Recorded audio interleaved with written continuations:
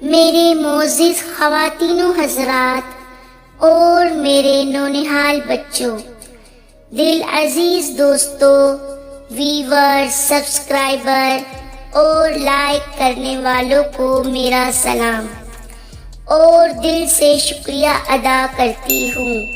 السلام علیکم۔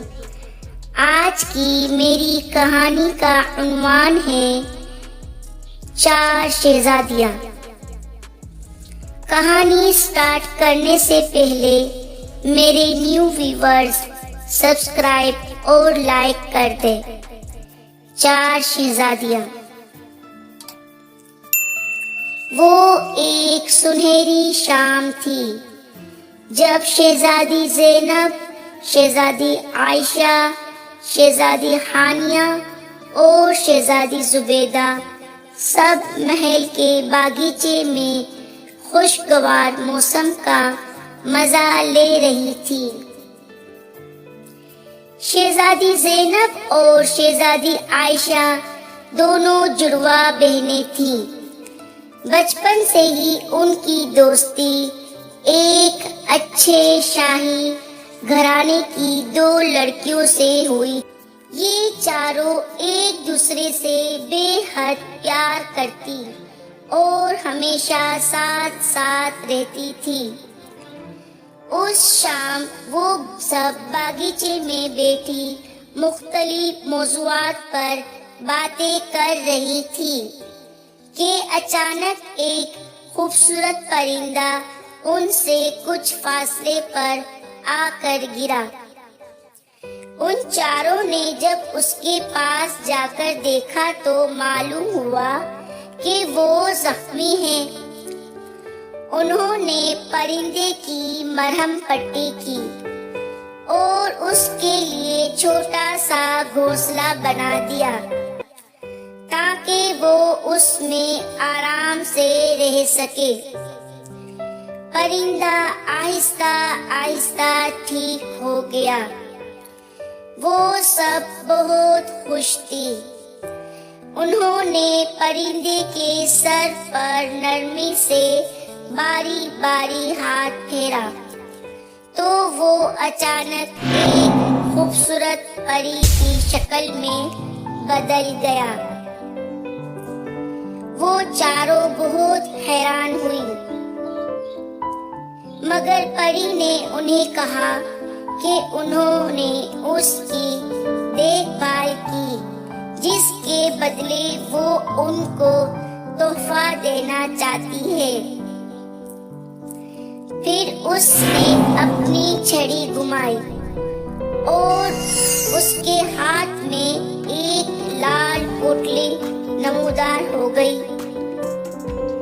جب اس نے اسے کھولا تو اس میں سے 4 خوبصورت سی چمکتی دمکتی ہیرے کی انگوٹھیاں نکلی جو اس نے ان چاروں میں تقسیم کر دی اور کہا کہ جب کبھی مدد کی ضرورت ہو تو انگوٹھیوں کو اپنی مٹھی میں کس کر بند کر لے تو وہ فوراً وہاں مدد کے لیے حاضر ہو جائے گی۔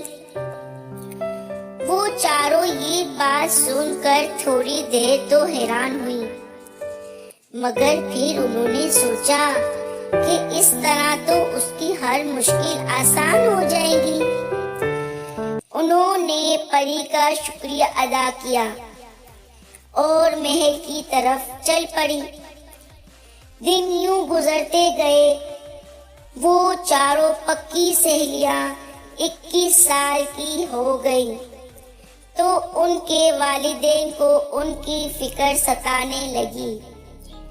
فکر کیوں نہ ہوتی، کیونکہ ان کے ملک کا رواج کچھ یوں تھا کہ اگر کسی بھی لڑکی کی عمر 21 سال کی ہو جاتی اور ان کی شادی نہیں ہوئی ہوتی تو اسے 1 سال تک ملک کے سب سے پرانے جنگل میں، جہاں ہر طرح کا جانور اور ہر طرح کے کیڑے مکوڑے پائے جاتے تھے، वहाँ छोड़ दिया जाता था।